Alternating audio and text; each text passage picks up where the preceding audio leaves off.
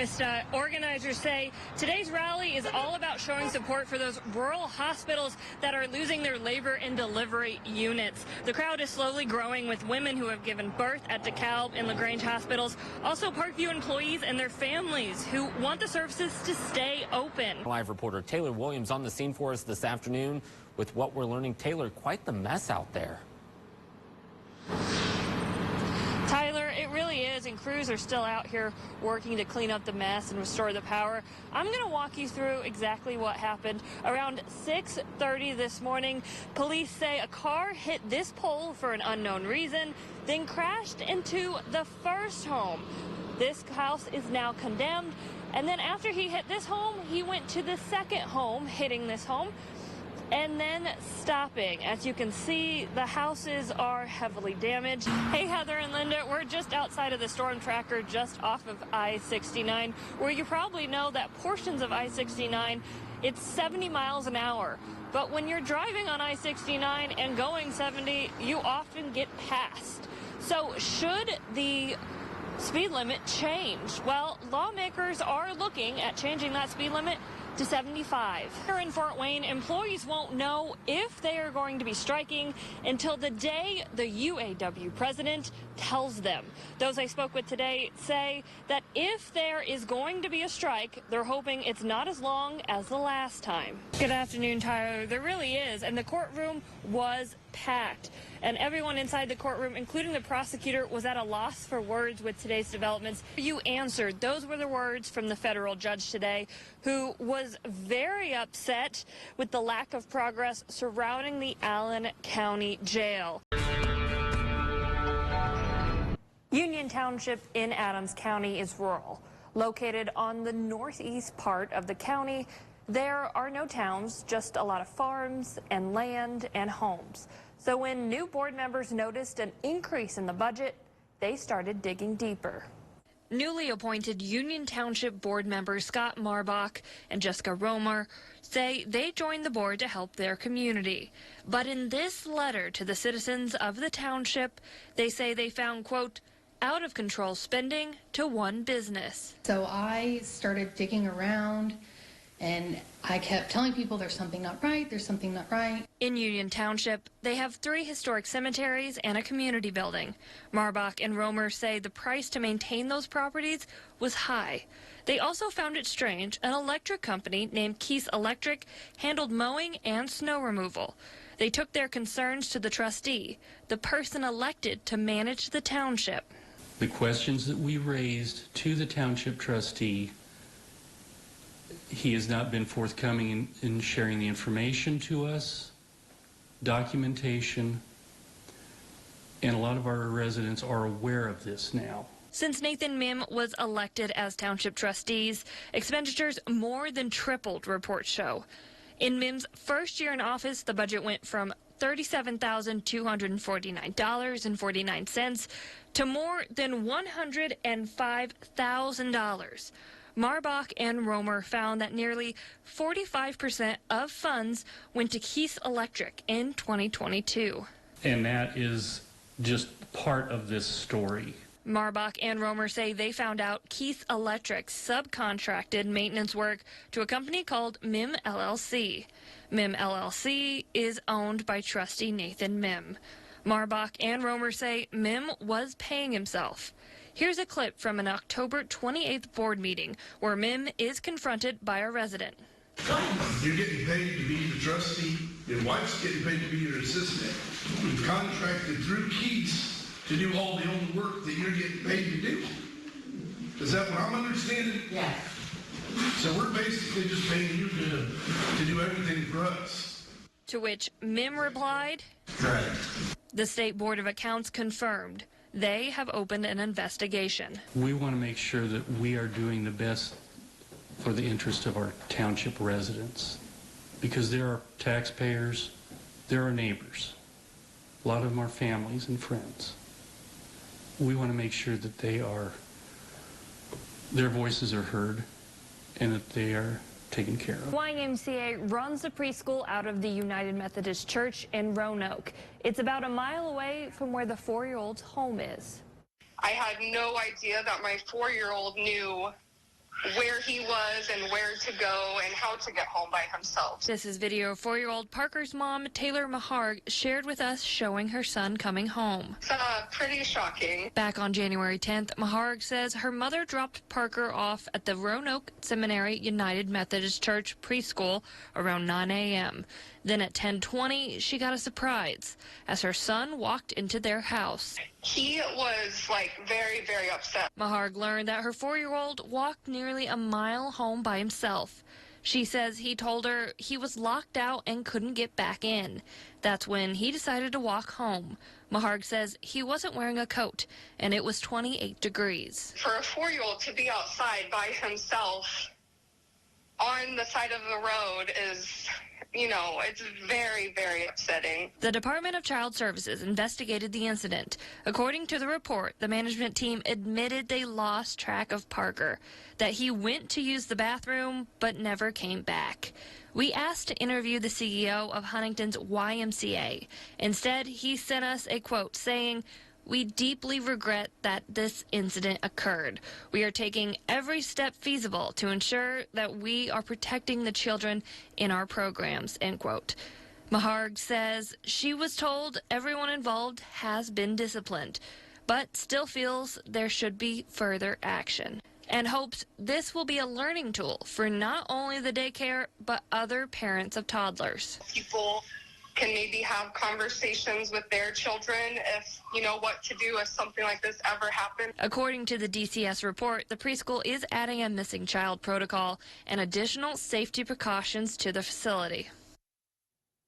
As for the 4-year-old, the mom says he doesn't want to return to preschool and will start kindergarten in the fall. Brides, bridesmaids, and their families flocked to I Do Bridal Boutique off of Coldwater Road Saturday.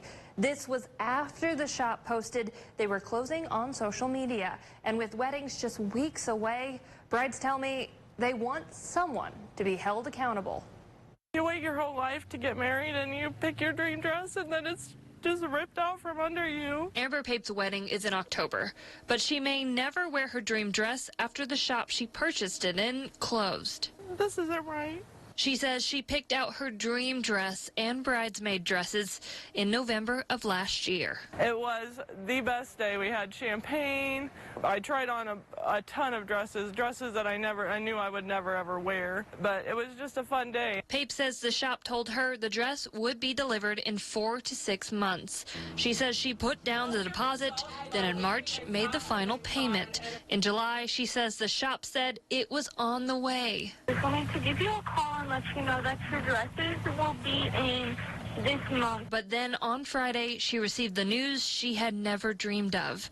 There it was, right on the shop's Facebook page. They are now closed.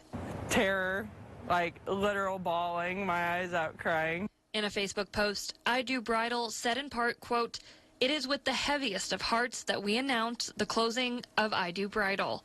We will be making every effort that we can to deliver the dresses we have at the store to the customers for those who have dresses on order," end quote.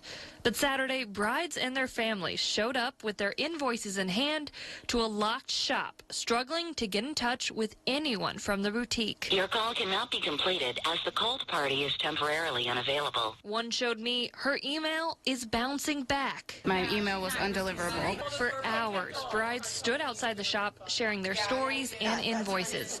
Some brides' weddings are just weeks away. One bride told me she could see her dress hanging on the rack.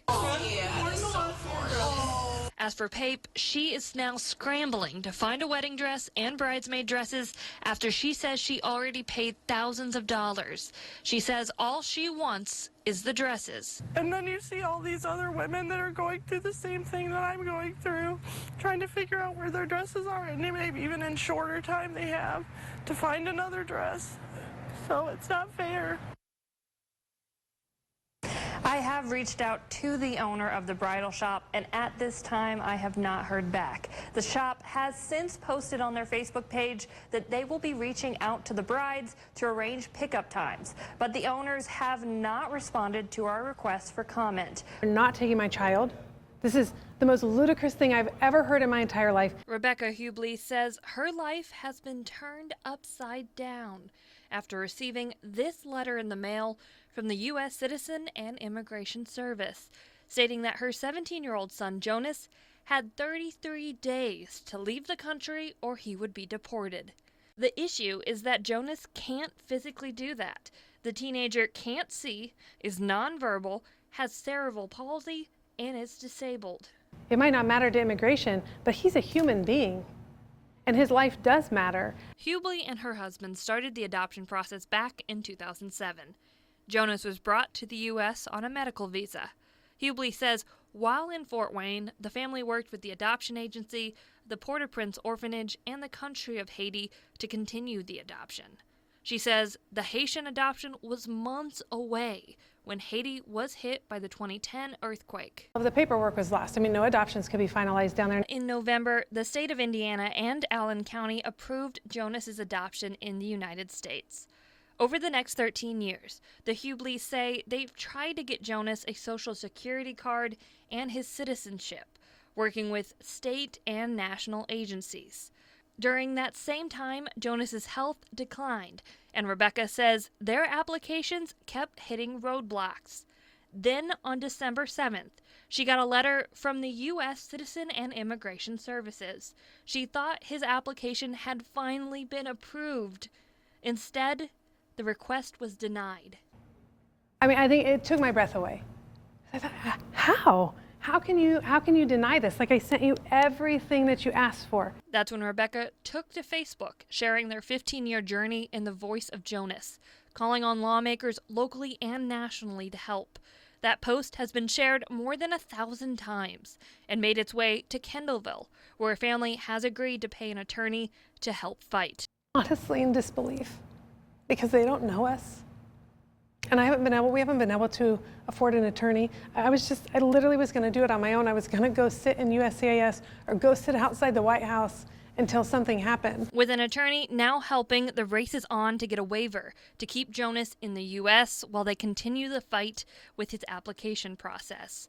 And while the future is unknown, Rebecca said she will not stop fighting to keep her family together. It's not a path you choose, but it's a path that you walk. There's no other choice. They're your kids. Biological or adopted, it doesn't matter. They are your children.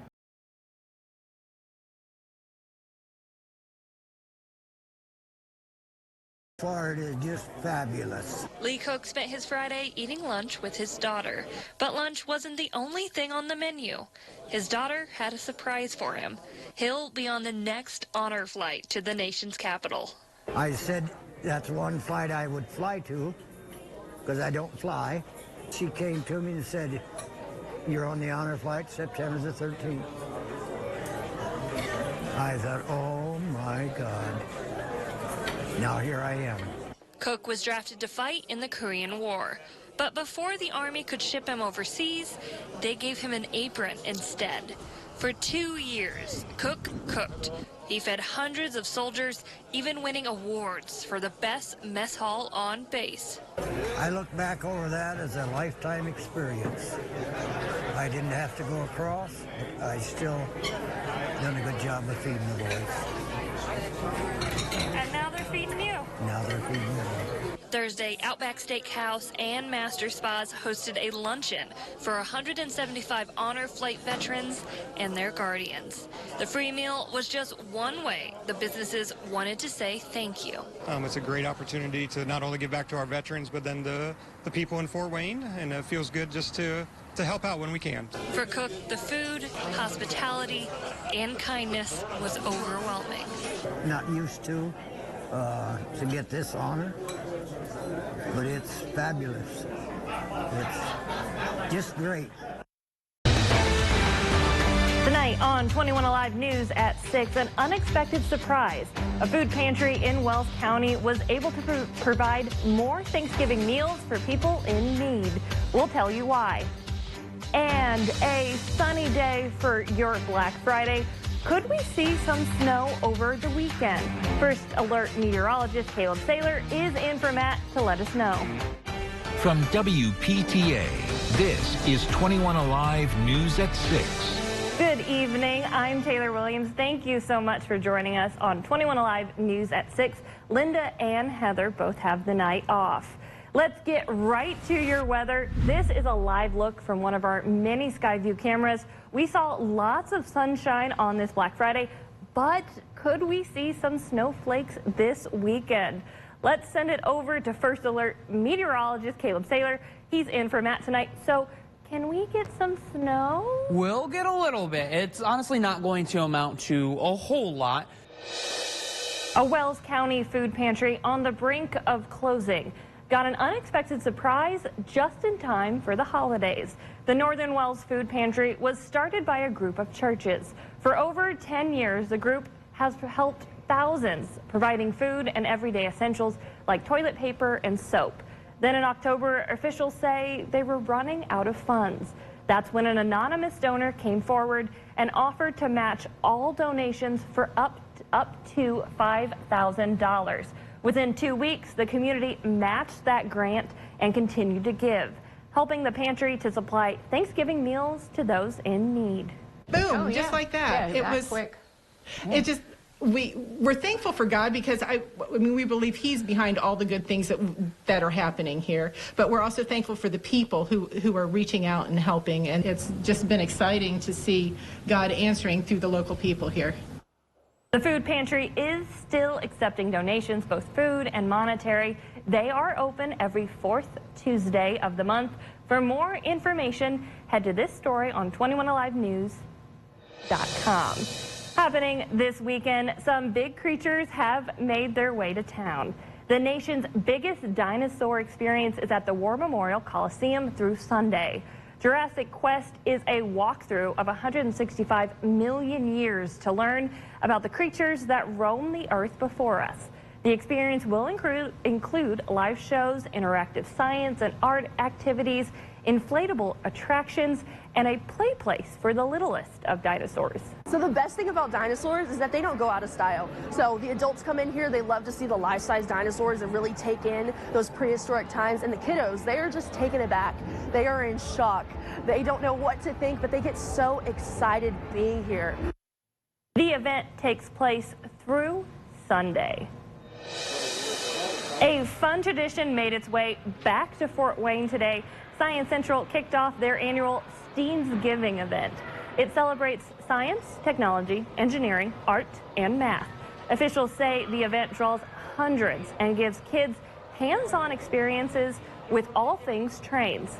Trains are at the very center of what this building used to be, so I think having an event that has to do with trains is kind of a nice way for us to acknowledge our past. If you weren't able to go out today, don't worry, the event runs through Sunday. Staff at the History Center are excited to announce the return of the 38th Annual Festival of Gingerbread. Staff say there are new creations crafted each year by gingerbread artists of all ages and skill level. The festival begins today and runs through mid-December. The city of Huntington is kicking off its holiday season. Its Christmas in the City event is set for tomorrow throughout downtown. Organizers say it's a tradition for many families. Attendees can visit with Santa, watch the lighted bike parade, and the lighting of the tree at Rotary Centennial Park at 6 p.m. The annual wreath lighting at Sunken Gardens is slated for Sunday at 5:30. Staff at the Downtown Improvement District invite you to shop local this holiday season. That's during its annual Holly Shopping event happening this weekend. You can enjoy shopping at nearly 50 retailers or dine downtown. We're told participating locations will provide holiday cheer by offering discounted retail specials. You can even take a trolley in between shopping destinations and engage with holiday characters like Santa and Buddy the Elf. The one-day only event runs from 11 to 3 tomorrow.